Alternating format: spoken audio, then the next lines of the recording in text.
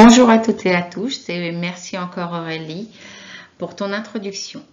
Aujourd'hui, je suis là pour vous parler de mon projet et de son développement, celui de leur ver marin, l'un des super aliments du XXIe siècle, la spiruline d'eau de mer, première source de vie sur Terre. Mais qui suis-je? Avec un Master 2 en management de qualité et une capacité professionnelle conchyliculture, j'ai bien conscience que j'ai un parcours très atypique. À l'âge de 20 ans, hôtesse de l'air, puis arrivée sur Paris, responsable dans un magasin pour enfants. Et après 3 enfants, je suis devenue chargée de mission à la Confédération des chocolatiers de France. En 2003, ma vie bascule et j'arrive en Bretagne pour un Breton, un ingénieur agronome halieutique qui avait une écloserie d'huîtres. Pour faire des bébés huîtres, il faut développer du phytoplancton. Il me forme aux différents métiers et je me passionne pour le monde du phytoplancton. Je vais sur les parcs retourner les poches, histoire de me confronter au métier très courageux qu'est celui d'ostréiculteur.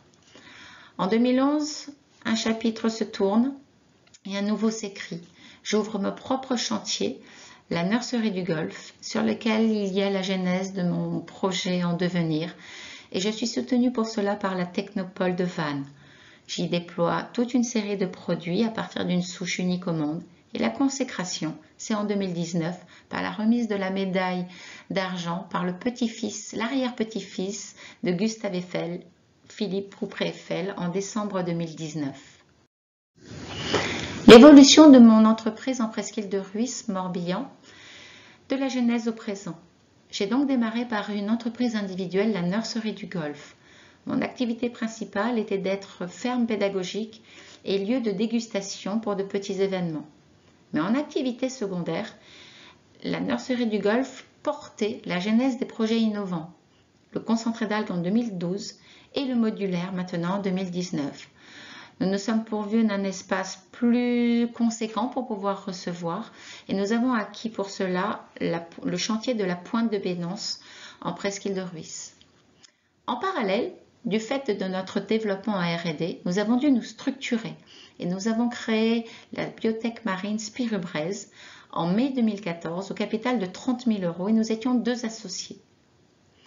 La grande nouveauté, c'est en 2020. Les actifs détenus en nom propre et les actifs détenus de la SCEA ont été valorisés par un commissaire aux apports à 1,1 million de capital. La SAS, Spirumarine, pouvait naître. Nous sommes de ce fait maintenant en recherche de partenaires fiables pour l'industrialisation afin de construire l'outil permettant la production du taux 5 de Spirubraise sur un terrain acquis de 3000 m² à Arzon et sur lequel les fondations ont été lancées en octobre 2019. Qu'est-ce que la spiruline? Cette cyanobactérie du genre Athosphaera de 3,5 milliards d'années, ancêtre des microalgues? En fait, son milieu naturel aujourd'hui, ce sont les eaux saumâtres des lacs de la ceinture tropicale. En exemple, nous avons au Pérou la Paracas, en Inde la Léonard, à Madagascar la Tuléar. Et c'est dans ces lacs qu'elle a été reconnue comme un des super aliments. Elle arrivait en masse à la surface de ces lacs et il en a été étudié la valeur nutritionnelle, ainsi que son fonctionnement. L'homme s'est rendu compte que pour la développer, il lui fallait une faible salinité, alors que dans les lacs, elle connaissait des variations de salinité avec de très fortes salinités en saison sèche. Mais le meilleur des rendements est obtenu à faible salinité. L'homme a donc imaginé un outil que l'on appelle un milieu maîtrisé en eau douce resalée. Et en premier, ils se sont développés des fermes humanitaires car c'était pour pallier la malnutrition. En deuxième, se sont développées des fermes artisanales comme nous avons en France, à peu près 200 avec 150 répertoriés dans la Fédération des spiruliniers de France, mais toutes les entreprises n'en font pas partie. Et puis en troisième catégorie, il y a des fermes industrielles et nous pouvons être fiers en France qu'il y en a qui commencent à se déployer, notamment à Plougastel. Après le milieu naturel, le milieu maîtrisé d'eau douce resalée, il y a eu un milieu maîtrisé, le 100% eau de mer, comme un label de fête. La Spirubraise est née en 2013. Nous sommes une petite équipe de 3 personnes, mon chargé de production, un docteur en biologie en temps partagé. Mais nous n'avons pas mis au point seulement la souche avec des actifs différents, avec un protocole différent, mais également une structure en mètres cubes qui nous permet de nous affranchir de la notion de territoire. Le marché de la spiruline aujourd'hui s'étend de plus en plus. Il est de 5000 tonnes par an produites dans le monde pour environ 60 tonnes en France et représente 346 millions de dollars estimés en 2018. Il est remarqué à peu près 10,8% de croissance annuelle pour atteindre certainement 780 millions de dollars en 2026. Le marché est exponentiel. Entre 70% et 80% du marché français, c'est de la spiruline importée. Il y a donc une grande part de marché à développer en France, car elles sont principalement venues de Chine ou d'Inde. La spiruline, selon le pourquoi elle va être utilisée, va se monnayer, va se valoriser différemment parce que sa qualité ne sera pas la même. La qualité demandée ne sera pas la même. Elle est évaluée à 1 € du kilo pour tout ce qui est énergie et environnement et cela représente environ 10% de la production mondiale. L'alimentation animale représente environ 20% et elle est valorisée à 10 € le kilo. L'alimentation humaine représente 35% et son prix augmente. Elle est entre 150 et 200 € le kilo. C'est sous forme de complément alimentaire. Pour la pharmacologie, la cosmétique, ce sont des extractions. Cela représente 35% et le montant augmente. Il est de 1000 € le kilo. Tout en haut de la pyramide, il y a une extraction, celle de la phycocyanine, un antioxydant exceptionnel qui est valorisé à 90% par l'entreprise DIC, une entreprise japonaise, et qui valorise quand elle est pure à 182 € du kilo. Oui, vous avez bien entendu. Si je le mettais en euros, ça fait 182 millions d'euros du kilo. C'est un montant absolument indécent, mais qui se comprend parce qu'il est en comparaison des colorants synthétiques qui ne coûtent rien. Les entreprises mettent donc peu de colorants purs pour beaucoup de colorants chimiques. Ce marché est en train d'exploser. La Bretagne peut se prévaloir d'être la future Silicon Valley en matière de microalgues, de développement, de ressources, de biotech marine, référencé par un réseau, celui de CBBK Biotech. Il y a différents axes, des axes académiques, centres techniques, formation, producteurs de microalgues. Et Spirubrez peut faire cocorico car elle est dans deux catégories, la catégorie producteur, mais également la catégorie d'applications cosmétiques, pharmacologiques ou santé. La biotech marine en human care de Spirubrez est née d'un prototype à une souche caractérisée à Lynn. Et il y a eu 4 axes de développer, l'axe nutraceutique, l'axe cosmétique vivante, la gastronomie et l'axe pharmaceutique.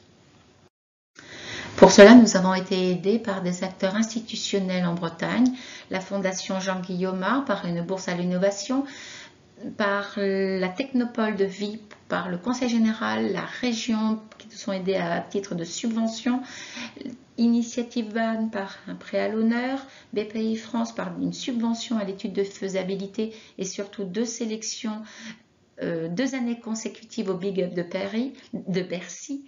Bretagne Innovation en nous ayant sélectionnés et ça a été un grand honneur pour l'exposition universelle de Milan pour représenter la Bretagne à l'ouverture du 20 août 2015. Puis en sélectionnant 2 produits au Cial, le booster et le caviar vert. En tout dernier, nous avons la GMVA. Spirubrez a représenté la Bretagne au Salon de la Fédération française des inventeurs à Cannes. Tout cela ne peut se faire que parce que justement je fais partie d'une CPME 56 très active dans le Morbihan et qui permet de trouver des acteurs toujours très pertinents. Le déploiement des produits innovants s'est fait en 3 axes testés sur le marché haut de gamme. En premier, l'axe nutraceutique, l'aliment santé par la fontaine de jouvence marine dans son écrin à personnaliser sont les envies et les intérieurs.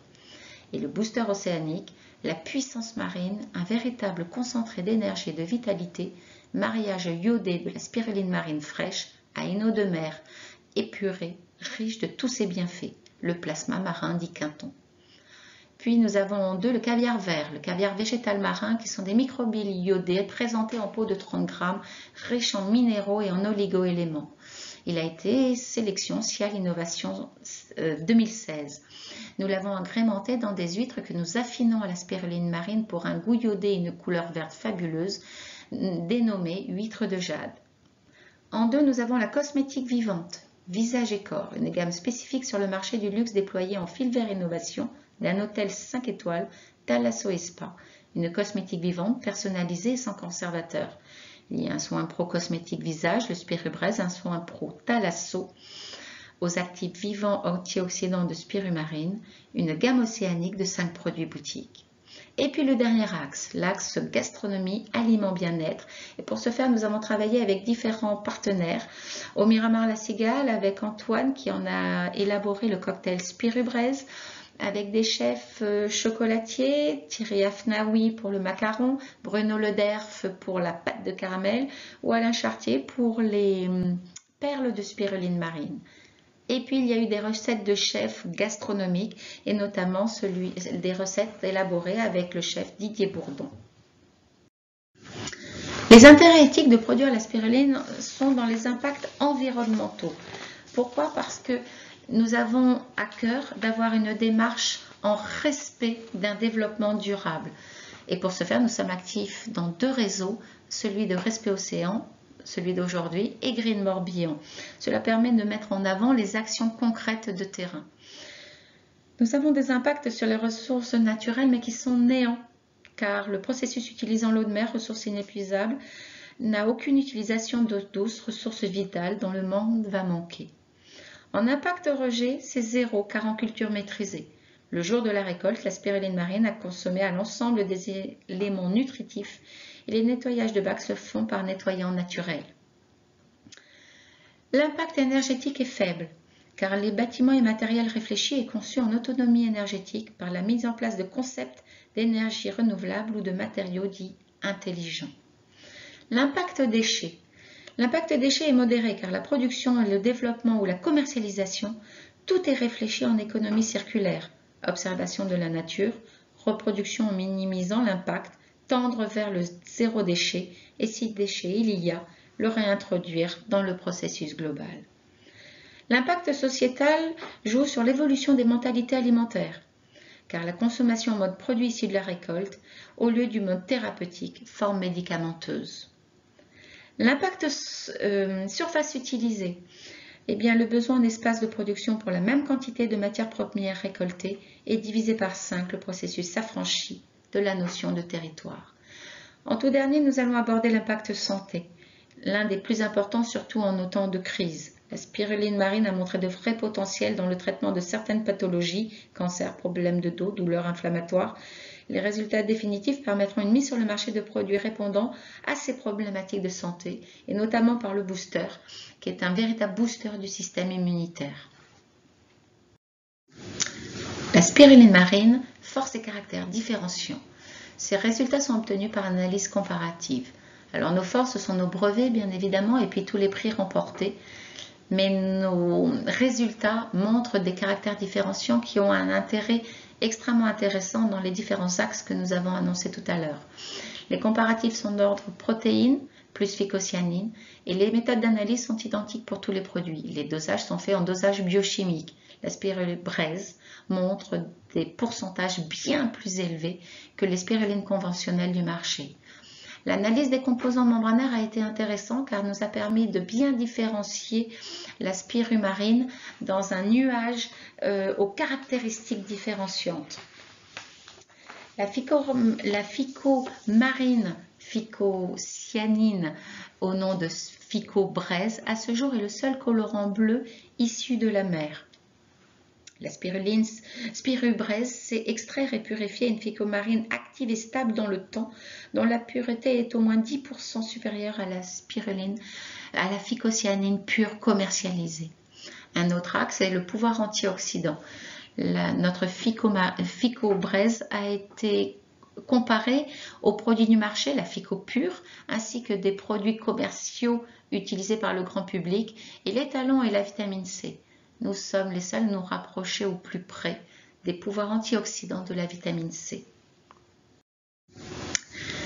Le programme de recherche en partenariat avec 3 laboratoires morbihanais, l'IRDL, l'EFILA ou le LDA56, permettent et continuent de permettre d'optimiser les conditions de culture, la production de molécules à haute valeur ajoutée par les extractions, la purification, l'identification et l'activité biologique. Les intérêts de la spiruline, de par sa composition, sont évidemment extrêmement intéressants par les protéines et acides aminés, car ils constituent des tissus intervenant dans le métabolisme cellulaire, les glucides qui apportent l'énergie à l'organisme, les lipides, réserves énergétiques constituant des membranes, les minéraux tels que le fer, le magnésium, qui sont des synthèses de l'hémoglobine, transportent de l'oxygène dans le sang, permettent la régulation du système immunitaire. Les vitamines telles que la vitamine A ou la vitamine B12 qui permettent le métabolisme cellulaire, qui sont des antioxydants et régulation du système immunitaire. Et puis il y a les pigments, la chlorophylle, caroténoïdes, phycocyanines, qui sont de véritables antioxydants, aident à la lutte contre les cancers, à la lutte contre les troubles oculaires ou les maladies cardiovasculaires. Et les différentes molécules trouvées dans la spiruline marine ont un impact en tant que santé à très haute valeur ajoutée. L'avenir proche de spiruline marine, c'est de développer le prototype de l'unité compacte de production au brevet déposé, et cela sur le chantier ostréicole existant, car nous avons gardé un espace pour la mise en place de ce modulaire, cette unité clé en main de production personnalisable, de production de spirubraise, compacte, transportable et automatisée. Il y a également un espace réservé pour bassin de production de spirubraise sous serre, en capacité de 300 kg. Ce chantier est tout de suite opérationnel dès les travaux démarrés. Voilà, nous avons terminé. À l'origine de la Terre, il y avait la spiruline d'eau de mer. Nous ne faisons que perpétuer ce qui a été créé à l'origine de cette Terre. Merci beaucoup de votre attention. Et maintenant, place aux questions. Merci beaucoup, Marie-Gabrielle. On a déjà reçu des premières questions pendant ta présentation, donc on invite les participants d'aujourd'hui à poser les autres questions en utilisant l'onglet Chatter. Et moi, je vais les restituer comme tous les jours à l'oral. Donc, les deux premières questions, Marie-Gabrielle. Donc, la première, y a-t-il une raison biologique ou technique particulière pour avoir choisi la région de Vannes plutôt qu'une autre région, en Bretagne notamment? Alors, si j'ai été en Bretagne, c'est tout simplement parce que j'y suis arrivée pour un breton rencontré sur mes îles lointaines. Et comme j'ai acquis des compétences dans son écloserie en matière de phytoplancton, que je me suis passionnée par ce monde-là, quand on s'est séparés, j'ai cherché à reprendre enfin, j'ai eu la chance d'avoir un chantier qui s'est présenté à moi et de lancer ma propre entreprise. Mais depuis le départ, j'avais envie de mettre ces concentrés d'algues sur la table. Comme aucune des microalgues que je développais pour les huîtres n'était référencée à l'époque par l'Agence régionale de la santé, je me suis tournée vers celle qui l'était, et celle qui l'était, il y avait la spiruline. Et l'intérêt, c'est que c'est la plus intéressante nutritionnellement parlant. Donc, je me suis tournée vers elle, d'autant plus que son milieu d'origine, c'est la mer, son milieu naturel, ce sont des lacs d'eau saumâtre, et qu'elle a prouvé sa capacité d'adaptation par l'homme dans des milieux d'eau à basse salinité. Donc, par mes compétences, je l'ai développée ici. Mais rien n'empêche d'aller la développer ailleurs. Elle a démarré en Bretagne et c'est pour ça que j'ai donné le nom de ma souche, spirubraise, car il faut savoir reconnaître quand on l'a fait dans un endroit bien précis. Merci beaucoup. Donc, une autre question. Vendez-vous directement votre spiruline depuis votre ferme ou via des boutiques? Sous quelle forme la vendez-vous et quel est le packaging? Plastique, carton, papier, etc. Alors, je le vends jusqu'à l'année dernière puisque j'étais en commercialisation. Aujourd'hui, on est en restructuration, comme vous l'avez compris, dans l'évolution. Et si nous le développons, c'est toujours avec des packagings qui sont recyclables. C'était déjà le cas dans des boîtages qui ont plusieurs vies, qui ont des possibilités d'être réutilisés. Et notre spiruline est livrée en concentré directement issu de la récolte et il était en petite bouteille en verre consignée.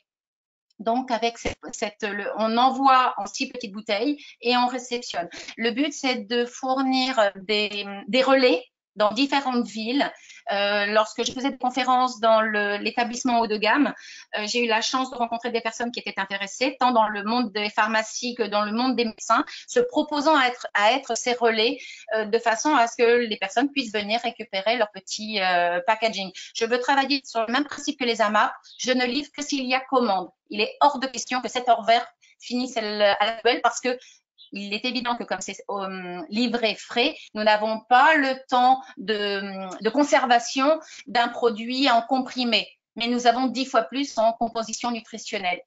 Donc, pour moi, ça semblait évident d'apporter un packaging en préservation de la nature, mais pour autant, avoir également un composé à l'intérieur qui est 100% de ses valeurs nutritionnelles.